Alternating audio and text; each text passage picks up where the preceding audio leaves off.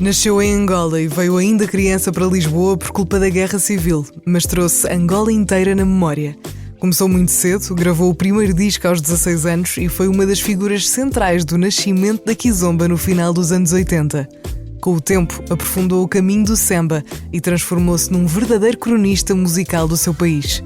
As suas canções falam do cotidiano, da guerra, da esperança, da identidade e das contradições de Angola.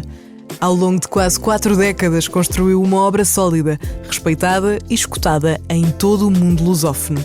O disco mais recente chama-se Canções e celebra 38 anos de carreira, encontros e histórias partilhadas, com 2 grandes concertos no Porto e em Lisboa. Paulo Flores é o convidado do Carlos Bastos no Música.pt. Paulo Flores, olá, bem-vindo. Olá, é um prazer grande estar aqui. Vai estrear aqui os estúdios, que ainda não tinhas passado aqui. Sim, ainda não tinha estado cá. Estão de parabéns, né? Tudo muito mais integrado, arejado, com mais espaço. E é isso, estamos aqui. Vamos começar pelo princípio. E vamos mesmo muito ao princípio, para começarmos esta conversa, antes de falarmos dos teus concertos e por aí fora. Tu, que memórias é que guardas dos teus primeiros anos da Guerra Civil?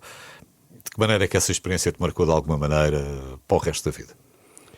Não, bastante, porque eu acho que toda a minha forma de criar, de sentir e de me expressar tem muito a ver com essas memórias de infância. Porque, no fundo, eu vim para Portugal com 2 anos de idade, com as minhas avós, com a minha mãe, com a minha tia, com os meus primos. Os pais, o meu pai ficou lá, os meus tios também. E então isso foi muito marcante para mim. Porquê? Porque eu ia sempre nas férias grandes para Luanda. Então eu tive sempre nesse contraste entre os 2 mundos, né? Portugal que me recebeu e Angola que eu deixei, o meu pai que estava lá que eu queria sempre voltar a ver. E no fundo vivi no meio desses 2 mundos, né? Em Portugal eu também aprendi coisas que têm a ver com cultura, com poesia, com muitos poetas me inspiraram daqui, como Ari dos Santos, artistas como a Amália. Todos eles fazem parte da minha informação, da minha musicalidade e da forma que eu sinto as coisas e da forma como eu escrevo também. E em Angola, como meu pai era DJ na altura, e tinha os amigos das companhias aéreas que lhe traziam os discos de todo o mundo, do Rio de Janeiro, de Nova Iorque. Então eu tive acesso a uma música que ia desde Vila Lobos, Michael Jackson, Stevie Wonder. À medida que foste crescendo, foste descobrindo outras coisas. E sempre na casa dele, sempre aí experimentando, às vezes ouvindo o que ele ouvia, porque eu era criança, muitas vezes não entendia, mas faz parte dessas memórias. E foi aí que eu comecei a cantar em cima de discos. E curiosamente, eu acho que eu nunca pensei em ser outra coisa que não cantor. Eu acho que isso era a tática dele para te fazer regressar cheio de vontade para conhecer mais coisas. Mas ele foi muito... Acho que às vezes nem é normal, né? Por exemplo, a minha mãe dizia que eu tinha que estudar e ele queria que eu fosse cantor. Ele dizia que eu ia ser um grande cantor e ele foi de facto um grande impulsionador. Eu lembro-me que uma das primeiras entrevistas foi aqui na Rádio Renascença com a Dina, que ainda há pouco fez a gentileza também de me receber e dar-me um abraço. E lembro-me que ela foi das primeiras pessoas a passar a minha música aqui, isto no final do verão de 1988. Sim, já lá vão os aninhos. E depois, tu vens para cá, tens que crescer em Lisboa, tens que crescer com uma realidade. É verdade que eras muito pequenino. Uhum. Portanto, não estranhaste assim tanto como isso. Mas havia coisas diferentes, claro. Sim, mas eu era muito pequeno. Eu fui, não é bem estranhando, mas fui absorvendo as 2 culturas, no fundo, no meu crescimento. Porque eu fiquei dos 2, 3 anos até aos 6, 7 sem voltar a Angola. Então eu com 7 anos foi a primeira vez que voltei a Angola. E lembro-me logo na primeira noite de sentir todo esse contraste. Repara, Luanda naquela altura, e eu lembro-me que o voo chegou à noite, o meu pai foi-me buscar, era uma cidade vazia. Estamos a falar de 78 talvez, 78, 79. As pessoas tinham hábitos de proximidade, quase toda a gente parecia que se conhecia. Acordavam cedo para limpar as ruas da cidade e havia de facto uma solidariedade e uma proximidade muito grande. E isso marcou-me, porque mesmo no prédio do meu pai eu percebia que toda a gente era junta. O meu pai às vezes deixava-me com crianças mais velhos ou com outros já um pouco mais velhos ainda, e eram eles que nos cuidavam, e juntos nós construíamos essa nova Angola que se pretendia, né? E aqui era onde eu estudava, onde eu tinha os meus amigos, onde tinha também a minha família materna, e depois eu sempre tive também essa ligação, né? Porque o meu pai...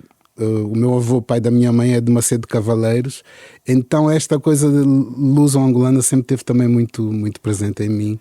É viver em dois mundos, é fazer parte de dois mundos, ou é só o mundo e pronto? Eu acho que é essencialmente ter a possibilidade, primeiro estranhas, depois às vezes quase não te integras, parece que não te sentes em lugar nenhum como o teu lugar, e de repente vais ganhando uma maturidade e vais percebendo a riqueza que é ter a possibilidade de receber toda essa informação, todos esses afetos e toda essa cultura dos dois universos, que né? tem diferenças. Do Atlântico, que tem diferenças. Diferenças culturais, por exemplo. Quando começaste a regressar à Angola, o que é que te surpreendeu assim mais? Primeiro surpreendia-me muito essa questão de haver músicas que lá havia e que aqui ainda não. Imagina, o meu pai gravou uma cassete com o Billie Jean e músicas do Bob Marley, o Billie Jean, o álbum Thriller do Michael. O meu pai gravou-me aquilo nas férias grandes, eu trouxe a cassete e aqui saiu no início do ano seguinte. E aquilo chamava-me a atenção, ou seja, havia na altura uma decalagem grande ainda dos Estados Unidos até chegar às vezes aqui. Isso foi uma das coisas. E a outra coisa, como eu te disse, era a proximidade. A forma como todos os tios, todas as tias, mesmo sem serem tios... Sim, mas era diferente. Os ritmos eram outros. Quer dizer, tu não ias da mesma maneira para a escola, ou não te mexias lá da mesma maneira, as brincadeiras na rua não eram a mesma coisa. Não, eu nunca estudei lá. Não, certo. Sim. Tu aqui ias para a escola de uma maneira, tu lá estavas de férias, andavas a passear de outra. As brincadeiras na rua seriam todas, as comidas seriam outras, os cheiros seriam outros. Tudo. Quer dizer, mais ou menos, porque nós também na nossa casa aqui tínhamos um bocadinho. Tinhas muito já isso, não é? As minhas avós falavam quimbunda em casa, às vezes eu nem percebia o que elas estavam a dizer, e faziam a moamba. Então nunca se perdeu completamente, né? A diáspora tem essa necessidade até.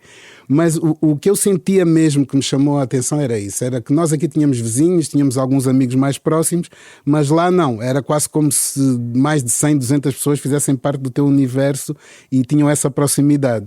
Então isso foi uma coisa que me chamou a atenção. Depois outra coisa que me chamou a atenção na altura e que marcou bastante também a minha musicalidade e principalmente a forma meio...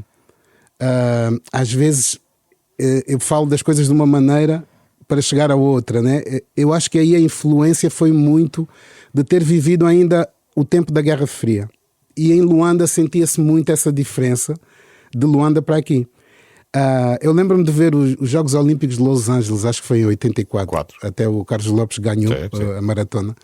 E a abertura era uma manifestação incrível. Havia o Lionel Richie, foi a primeira vez que eu vi alguém assim a voar com aquelas máquinas não sei se é gás, é aquilo que eles sobem.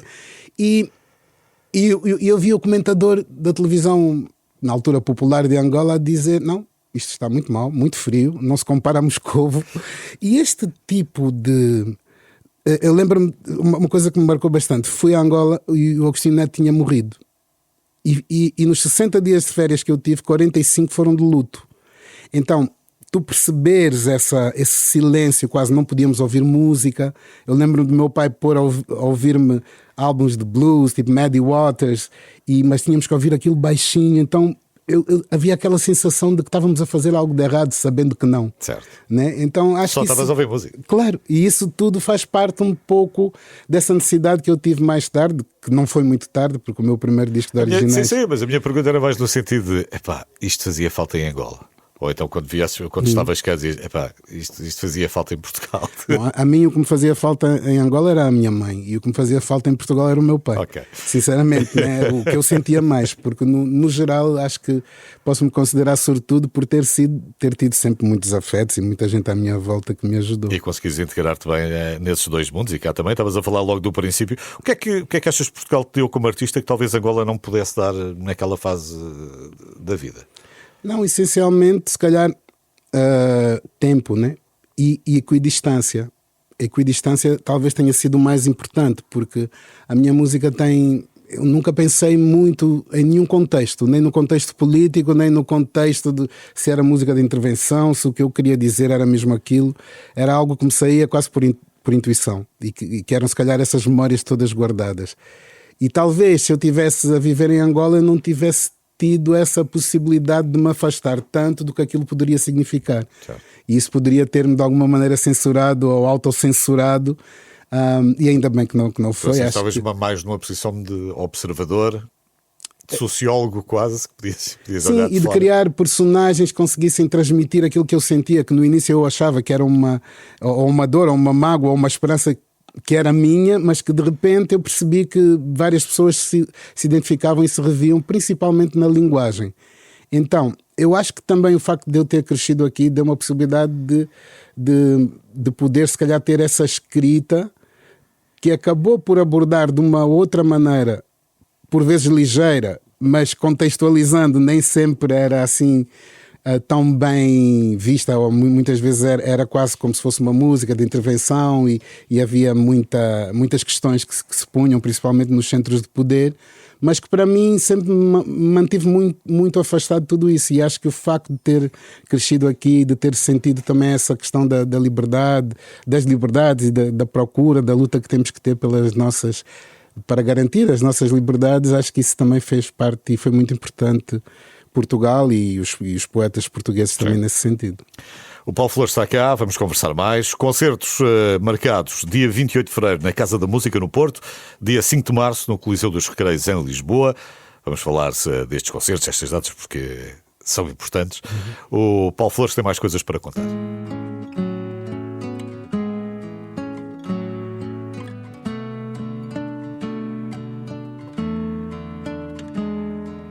Estrela,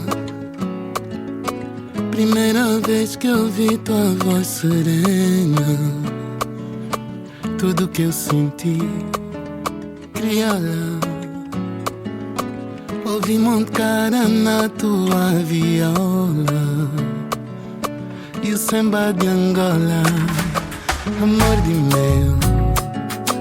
Movi de cantar aquele amor na força de cresceu. Força de um carinho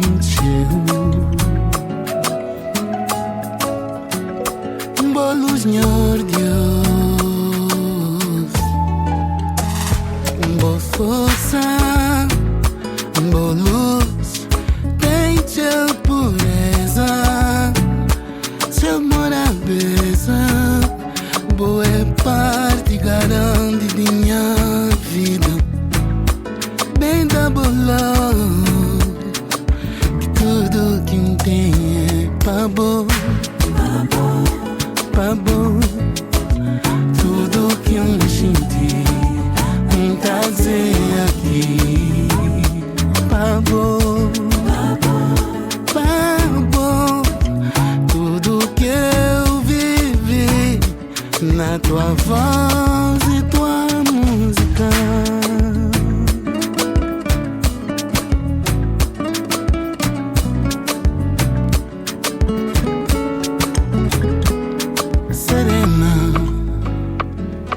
Montei as asas na tua caneta, borboleta, vem e senta aqui. Todo meu amor é de graça, no balance da dança. Crianças sendo crianças, crianças. Hoje já não tem quem me faça ficar rodada. Minha mana, manazinha, minha mana tão querida, mana Sara.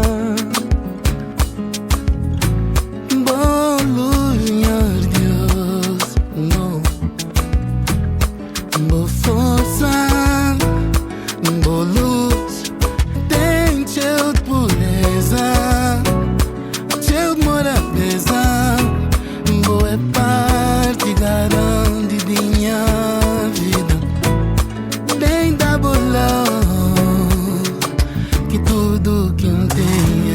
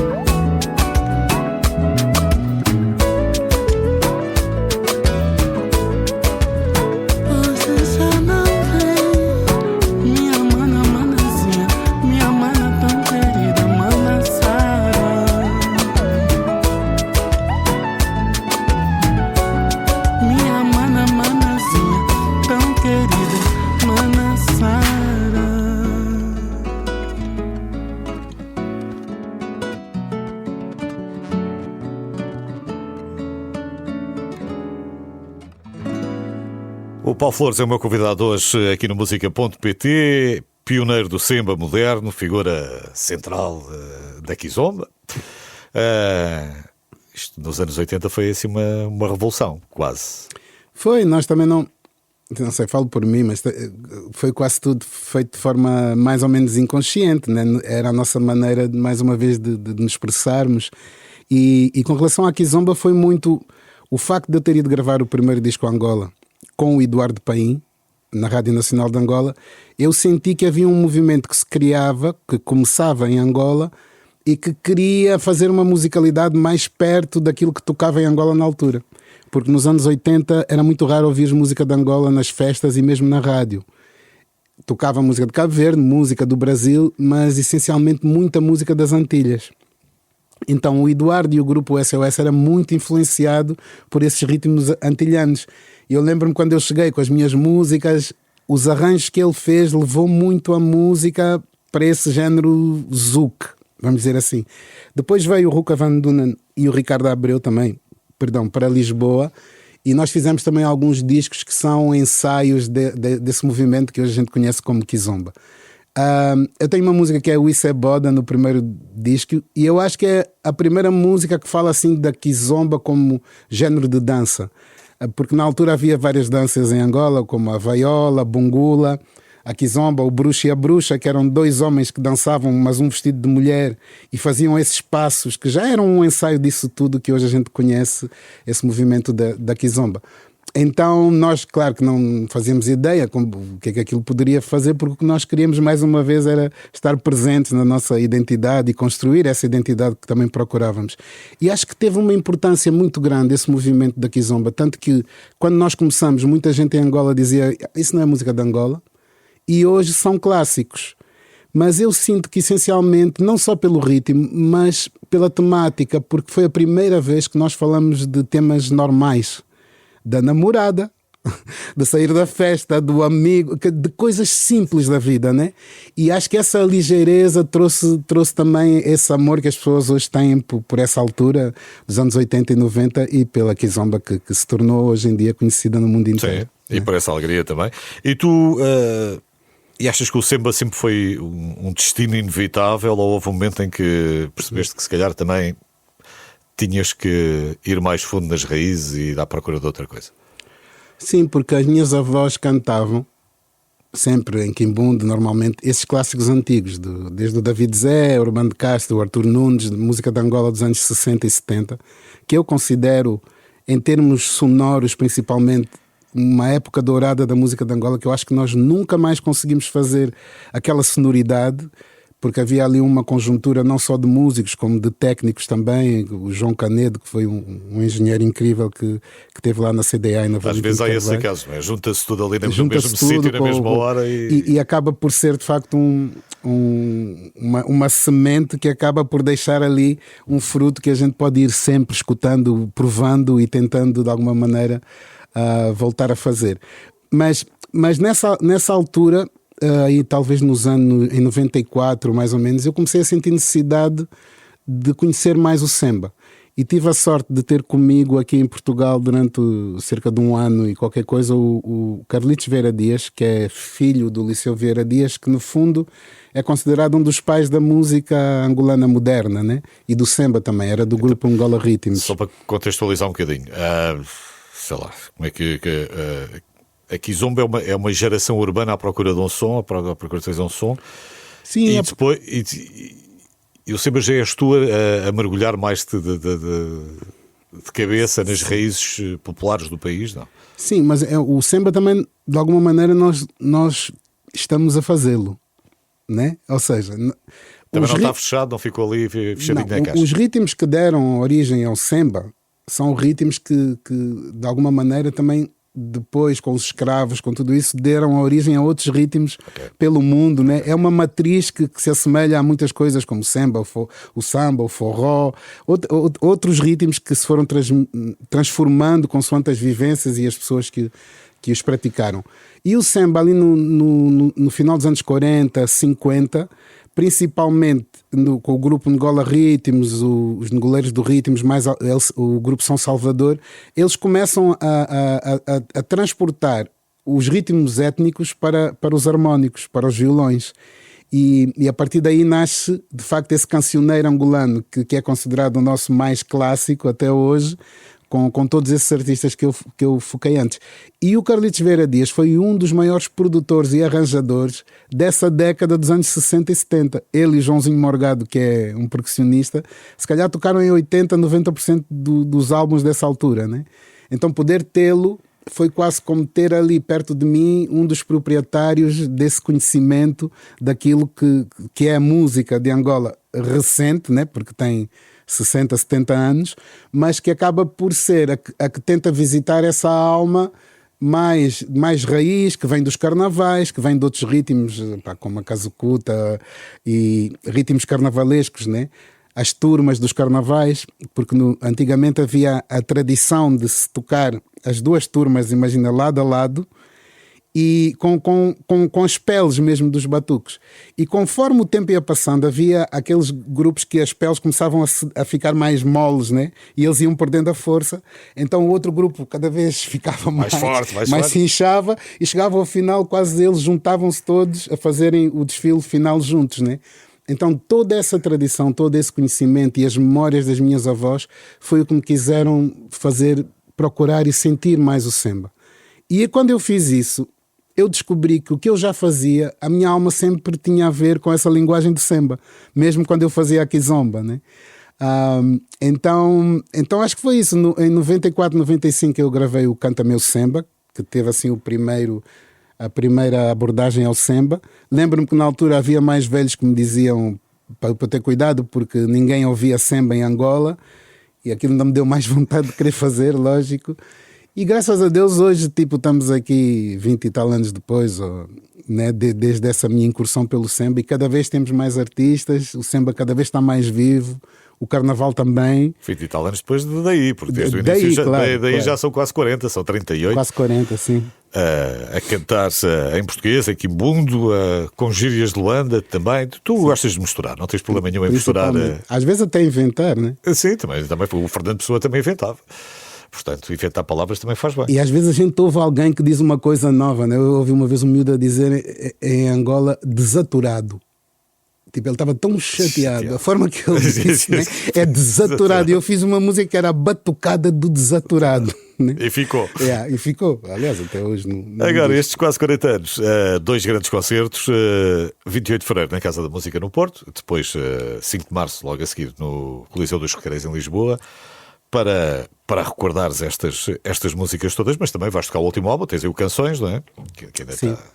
É um pouco de tudo, né? Tentar passar por grande parte do repertório, porque não é fácil em 2 horas de show conseguir passar tudo, mas já fazemos às vezes uns put-pourris, umas rapsódias para ir dando bocados das músicas que as pessoas querem, e iremos passar também pelo Canções que fiz para quem me ama, que assim como o show, no fundo acaba por ser um ato de agradecimento, né? É quase como querer celebrar com as pessoas que ouvem e que deram significado à minha música, à minha arte, poder agradecer-lhes pessoalmente, que no fundo foi o que eu fiz no disco, com uma musicalidade que eu sentia que de alguma maneira seria para aqueles que gostam da minha música algo facilmente identificável. E para além disso vamos ter também o Micas Cabral do Estabanca Jazz e o Yuri da Cunha como convidados, e pronto, esperamos que as pessoas saiam de lá mais inteiras e divertidas e mais felizes, porque no fundo é isso que tentamos também fazer passar, um bocado do orgulho de existir e de ser africano e de pensar. E é em Lisboa, no Porto, que é para ninguém ficar de fora, fica uns mais a norte, outros mais a sul. Portanto, 28 de fevereiro, Casa da Música no Porto, 5 de março no Coliseu dos Recreios em Lisboa, Paulo Flores, ao vivo.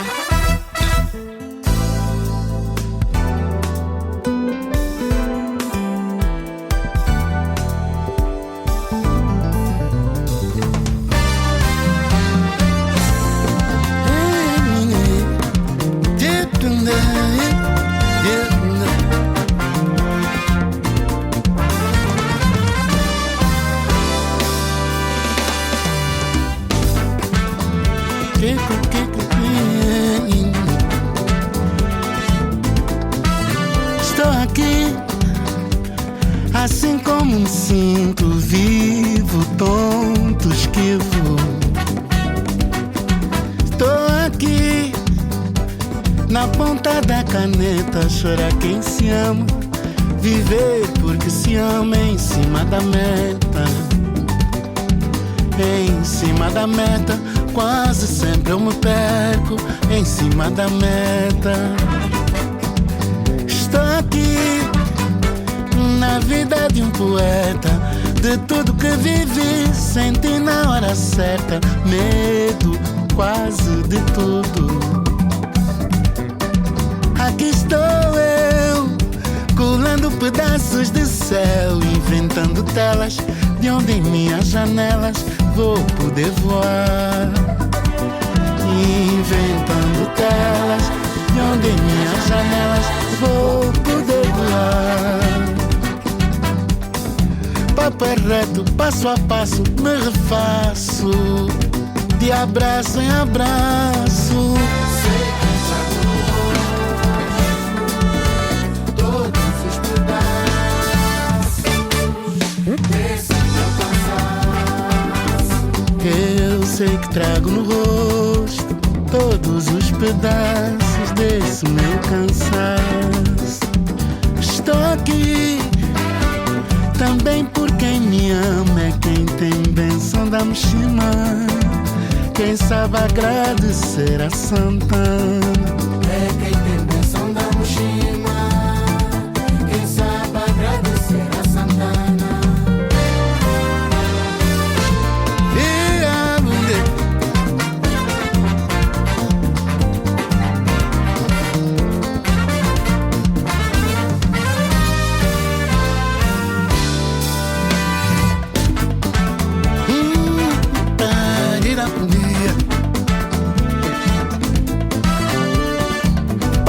reto, passo a passo, me refaço, de abraço em abraço. Sei que trago no rosto todos os pedaços desse meu cansaço. Eu sei que trago no rosto todos os pedaços desse meu cansaço.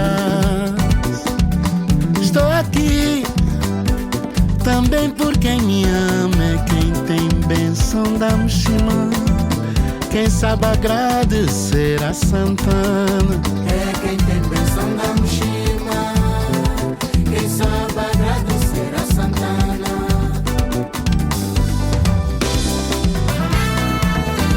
E da política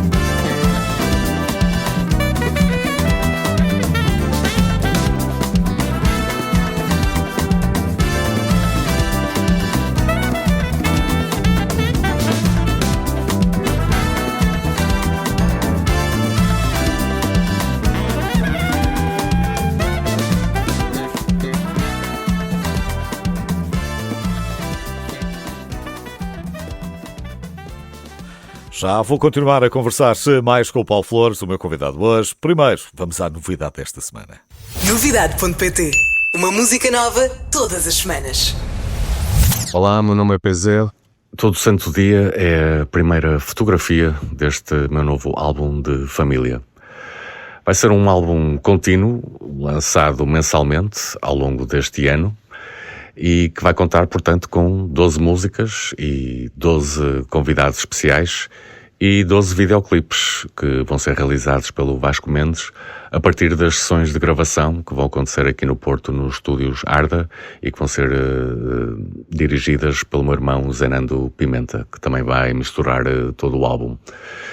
Depois, em dezembro, com a faixa número 12, vai sair um vinil que vai compilar todas estas músicas. O design da capa deste álbum de família e de todos os singles vai ser desenvolvido pelos estúdios Eduardo Aires. Esta primeira música, Todo Santo Dia, vai contar com a participação do grande Samuel Lúria, que teve a gentileza de aceitar este desafio. Mais convidados também cometeram a mesma loucura e vão ser revelados ao longo do tempo. É isto, espero que gostem e em fevereiro há mais.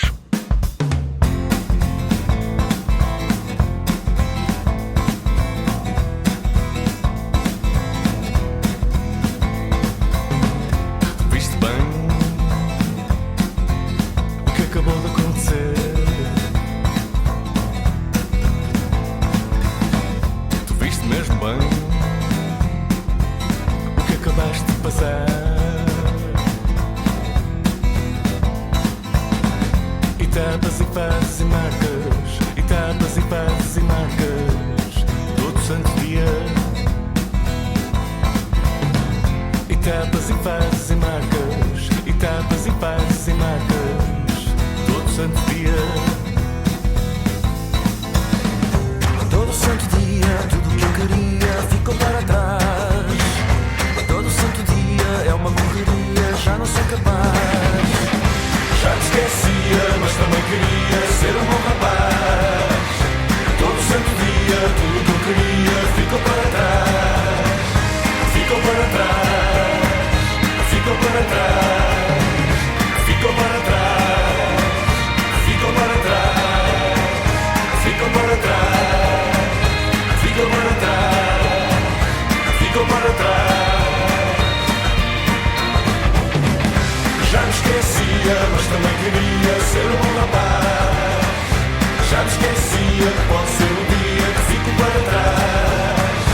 Fico para trás, fico para trás, fico para trás. Viste bem o que é que foste dizer? Tu pensa mesmo bem antes de falar, Agora passaste das marcas, agora passaste das marcas. Sem vergonha, sem vergonha, sem vergonha. Etapas e fases e marcas, etapas e fases e marcas. E depois, todo santo dia, tudo que eu queria ficou para trás.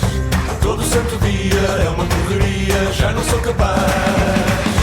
Já me esquecia, mas também queria ser um bom rapaz. Todo santo dia, tudo o que eu queria ficou para trás. Já me esquecia, pode ser um dia, fico para trás. Todo santo dia é uma correria, já não sou capaz. Já me esquecia, mas também queria ser um bom rapaz. Todo santo dia, tudo o que eu queria ficou para trás. Ficou para trás, ficou para trás, ficou para trás, ficou para trás. Novidade.pt. Uma música nova todas as semanas. O Paulo Flores está cá hoje, 38 anos de carreira, concertos marcados para 28 de fevereiro na Casa da Música no Porto e 5 de março no Coliseu dos Recreios em Lisboa. futebol que anda sempre a saltitar-se entre Portugal e Angola. Tu como é que é? Tu consideras-te mais um observador ou um participante mais ativo na história recente do teu país? Eu acho que eu fui bem ativo. Sim. Acho que chega uma altura que nós temos que, de alguma maneira, também saber gerir os nossos silêncios, né? Acho que vivemos hoje num mundo em que facilmente toda a gente dá opinião, às vezes sem pensar sequer no que se está a dizer, e as transformações às vezes são tão dramáticas, ou tão definitivas e tão constantes e tão rápidas que eu sinto que às vezes é mais producente tu deixares o que já escreveste falar. Mas onde eu continuo ativo, naturalmente, é na forma de criar, de fazer cultura, de estar perto de novos criadores também, e a parte social que nós praticamos sempre e que procuramos estar mais perto. Mas né? mesmo assim é engraçado, porque às vezes nas músicas mais dançáveis, se for preciso, tens letras muito duras. Mas como eu disse, ele no início nunca teve aquele pensamento de vou fazer isto para intervir. Não, era de facto o que eu sentia, e percebi com o decorrer dos anos que havia quase como uma marca minha na forma de escrever, né? Essa coisa meio semiótica, meio de estar ali entre linhas a dizer muitas coisas. E reparei também que é exatamente o que disseste. As pessoas, a minha música fazia muito sucesso. Imagina, os 2 primeiros discos faziam um sucesso incrível, e eu, embora sempre quisesse ter sido cantor, eu sempre fui muito tímido. Não é a minha vocação estar ali no meio das luzes, ou fazer entrevistas, essa coisa. Faço porque, né, é lógico, e hoje em dia sinto-me cada vez melhor, e principalmente no palco estou muito, muito mais à vontade. Mas lembro-me que sempre fui muito tímido. O primeiro show que fizemos aqui na Aula Magna com os Tubarões e o Paulinho Vieira, meu pai teve que convencer não sei quem para eu poder ir, porque eu estava em pânico, porque nunca sonhei assim ser famoso, mas sentia a necessidade de... Uma coisa era ires gravar para o estúdio. Pois, tudo exatamente. Impecável. Estás a criar, a gravar, está tudo bem. Depois Exatamente. ali com o pessoal lá à frente era mais difícil. Então, eu nem sei bem porque é que eu estava a dizer isso, acho que me perdi. Não, por causa da questão das letras, às vezes podem ser letras fortes, e o pessoal estar ali a dançar e não estar a pensar propriamente na letra. Mas esses 2 primeiros álbuns, imagina, em todas as casas africanas aqui, lá na Guiné, em Cabo Verde, em Moçambique, eu tinha 8 músicas em cada disco. Tocavam as 8 músicas de cada disco. Eu às vezes aqui em Lisboa saía de uma discoteca, ia à outra e estava a tocar uma música e tocava em todo o lado. Mas as pessoas dançavam as músicas, e só depois de dançar e de ser sucesso é que elas começavam a reparar no que eu estava a dizer. E é muito curioso essa coisa, é quase como uma música que eu tenho, que é o jeito alegre de chorar, né? Às vezes nós demoramos até para sentir. E quando já tens a música lá dentro e estás a dizer as palavras, às vezes é assim o mais velho que diz: mas Maria, tu já reparaste bem o que esse menino está a dizer? Então acho que a minha música acabou por ter essa função também, né? De nós nos rirmos de nós próprios e assim irmos aceitando melhor o dia a dia. Hoje olhas para as músicas de formas diferentes. Algumas têm contexto, têm o seu contexto, aquilo também é fruto do seu tempo. Outras envelheceram melhor, outras claro. pior. Eu digo que faz mesmo assim. Como eu. Portanto, algumas deves ouvir de forma diferente, como é evidente. Mas já te chamaram cornista musical de Angola, não é? Isto é uma responsabilidade. Sim. Mas eu acho que a minha relação com a minha música tem várias fases. É assim como com a vida, porque eu tenho esses álbuns que são considerados, os ex-libris dos meus fãs, daqueles que gostam da minha música, que são os primeiros 5, 6 álbuns, ali de 80 e 90 principalmente. Mas houve uma altura porque eu depois senti-me um pouco cansado daquela receita, né? Querias criar outra coisa. E criei muita coisa que os meus fãs odiavam. Diziam: Cota Paulo, fica só a fazer o samba ou kizomba, estás a ver? Eles queriam-me naquele lugar, mas eu sentia necessidade de estar num trapézio, de me sentir inseguro, de procurar coisas que me fizessem sentir outra vontade e estar vivo também, né? Porque senão acabas por te desgastar de estar sempre a cantar a mesma receita. Quem é que vai desafiar? Então demorou muito, e houve uma altura que eu quase que estava ali num conflito entre as primeiras músicas, o público a pedir, e eu não, estou a mostrar um novo trabalho. E depois um dia até estava a falar com o Jacques. O público não é igual em Angola e em Portugal, são públicos muito diferentes. São, mas não é que seja que aqui o público seja de uma maneira e lá de outra. Não é? As diferenças que existem lá e aqui. Há um público que entende de uma forma mais profunda, que percebe o que é a procura artística que nós fazemos no nosso trabalho, e há aquele público que quer apenas mesmo receber a música que ele gosta. Estás a ver? E quando aquilo entra e se ele sente, acabou. É isso que ele quer sentir. Ok, então não é assim tão diferente. Mas eu interrompi, estavas a falar com o teu agente? Estava a dizer que houve uma altura que eu fugia, eu tinha aquele show para apresentar e as pessoas ficavam a pedir, por exemplo, Cherry, que é o meu primeiro sucesso. Certo. E eu falei com o Jacques, que na altura estava a fazer cá um show comigo, o Jacques Morelenbaum, que toca, é maestro também, com o Caetano, com outros. E eu disse, Jacques, porquê que as pessoas... Que eu enrolo sempre a língua para dizer. Porquê que as pessoas querem sempre pedir para eu cantar as primeiras músicas? Eu tenho outras coisas para mostrar. E ele, como os mestres são, né? Sem dizer perentoriamente, ele disse-me, Paulo, sabe, eu nunca vi o Roberto Carlos não cantar Emoções, ou o Frank Sinatra não cantar My Way, ou New York, New York, né? Então ele deixou-me isso aqui, eu pensei, e depois fui ouvir as músicas. Porquê? Porque aquilo tudo me incomodava. Para já, porque eu só sabia 2 notas quando fiz esses discos. Então, para mim, aquilo era algo muito pouco... E era muito pouco sofisticado. Fazer 2 discos em Lá menor, por um lado é pouco. Por outro lado, é interessante como é que consegues fazer 2 discos em Lá menor. E 38 anos depois as pessoas continuam a pedir essas músicas. A maior parte das bandas rock sabiam 3 acordes. E pronto. Eu é que não sabia disso. Mas depois eu percebi o valor que isso tem. Né? Conseguiste tocar as pessoas de uma forma simples, apenas com a tua emoção e com aquilo que tens para dizer. E pronto, aí acabou por ser é como se eu me apaixonasse um pouco, ou de novo, pelas minhas músicas e por esse meu início. Então hoje estou de bem com todo esse percurso. E tens de tornar em Frank Sinatra e tens de cantar a mesma. E tenho que cantar o meu My Way e as minhas emoções. Depois, entretanto, embaixador da boa vontade da ONU.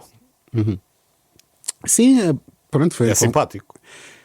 Mas é mais importante. É uma responsabilidade. Mais importante, se calhar, é aquilo que nós fazemos, né? E que já fazíamos e que continuamos a fazer, e que muitas vezes não tem a ver com a ONU. Nessa altura foi um tempo específico em que também estávamos a tentar, de alguma maneira, começar a falar sobre a solidariedade, né? E na altura estamos a falar ali, acho que foi em 2004, por aí. Então, muita coisa, fizemos várias ações, principalmente com a educação e com a cultura, que é aquilo que eu também percebo melhor.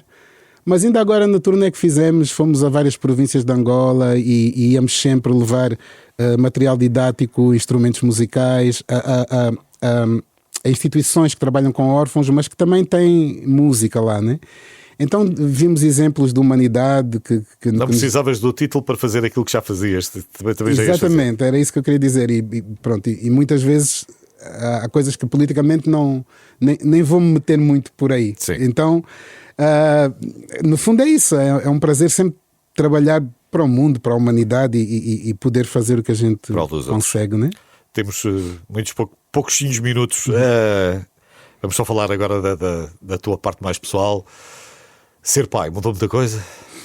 Sim, eu fui pai aos 19 anos, né? E eu hoje sou avô. Eu fui avô aos 42. Que os meus amigos diziam: o que é que está a acontecer? Eu disse: acho que foi o Semba aqui esse nome. Mas pronto, aconteceu tudo muito cedo. Então eu hoje tenho um neto mais velho, tem 11 anos, né? Tenho 3 netos, tenho 6 filhos, 4 rapazes e 2 meninas. E naturalmente que são eles também que me fazem ter dias incríveis e estar sempre a aprender e a nascer de novo e ter essa vontade toda ainda de viver, de escrever e de cantar. E não quer tarde para ser pai. Claro que não. Ainda há pouco tempo o Cotabonga teve gêmeos. Portanto, essa mudança fez diferença, obviamente faz diferença na vida de qualquer um. São 38 anos de carreira do Paulo Flores e a última pergunta eu acho que é um bocadinho esta: há ainda necessidade de provar alguma coisa depois de 38 anos ou é só desafiar-te a ti mesmo? Eu acho que essencialmente é celebrar com as pessoas que fazem parte desse universo, que gostam, e procurar estar perto da juventude que cria. Eu tenho alguns projetos que têm a ver também com fazer passar um pouco a nossa informação musical, são os songbooks com a música popular de Angola. a minha biografia, que também penso escrever, que se calhar em 2028 estará cá fora, que é um pouco para relatar tudo isso, né?